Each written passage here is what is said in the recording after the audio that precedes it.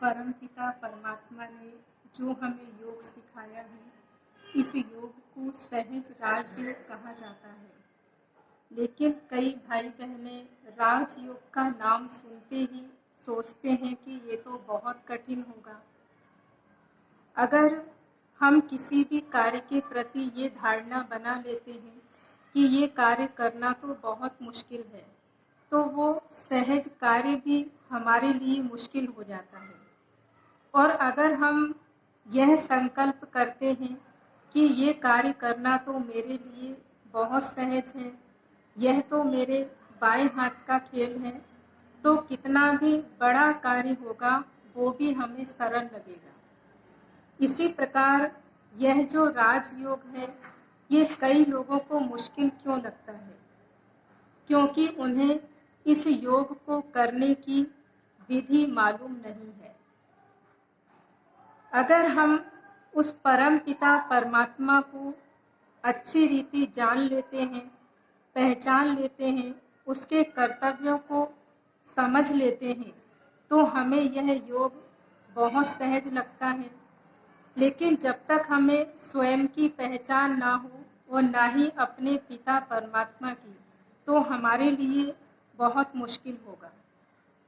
क्योंकि ये जो भी कार्य हम करते हैं, अगर उसमें हम पूरा मन लगाकर ना करें, आधे मन से उस कार्य को करेंगे, तो ज़रूर उस कार्य में हम असफल ही होंगे।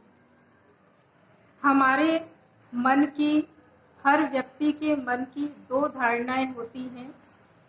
एक होती है किसी भी कार्य को करने की शक्ति, और दूसरी होती है किसी कार्य को ना करने की शक्ति।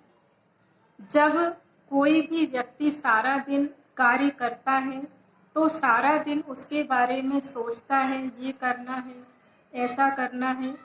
लेकिन जब रात को वो ये संकल्प करता है कि मुझे अब आराम करना है, मुझे कोई काम नहीं करना है, तो वो अपने मन को ब्रेक भी लगा देता है, अर्थात अपने संकल्पों को समेट सकता है।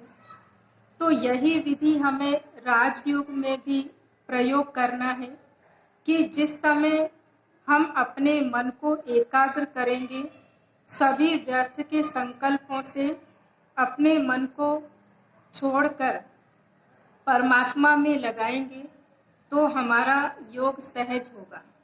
लेकिन अगर हम सारा दिन व्यर्थ में इधर उधर मन को भटकाते रहेंगे और सोते समय भी अगर हमारे विचार अधिक चल रहे हैं, तो हम संकल्पों को ब्रेक नहीं लगा सकेंगे, और ऐसे व्यक्तियों को रात में नींद भी नहीं आती।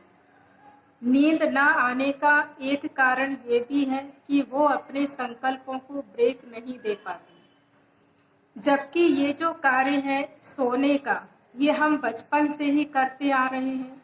एक छोटा जो बच्चा होता है, उसको भी सिखाना नहीं पड़ता कि तुम्हें सोना है। कोई भी माता पिता ऐसे नहीं होंगे जिन्होंने छोटे बच्चों को सिखाया कि इस समय सोते कैसे हैं। लेकिन हमारी बचपन से ही ये आदत होती है।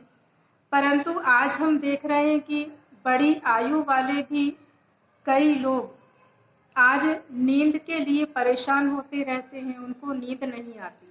और इसका कारण है कि बहुत सारे विचार हमारे मन में आते रहते हैं।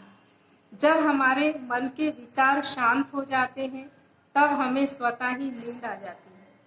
तो राजयोग भी इसी प्रकार का योग है कि जब हम व्यर्थ के संकल्पों से अपने मन को हटाकर श्रेष्ठ संकल्प इसमें लाते हैं, तो हमारा मन शांत हो जाता है, एकाग्र हो जाता है, और उस परम पिता परमात्मा की ओर भी एकाग्र चित्त हो जाता है।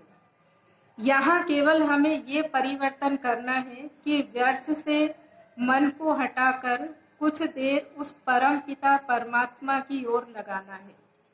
और इसके लिए हमें उस परमात्मा को भी पहचानना होगा।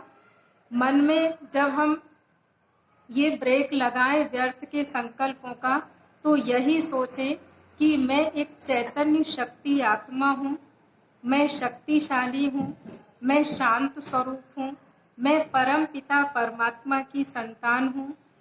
अगर इस तरह से हम संकल्प करेंगे तो हमारे व्यर्थ के संकल्प समाप्त होकर उस परमात्मा की याद हमें सहज आने लगेगी। यही राजयोग है। ओम शांति।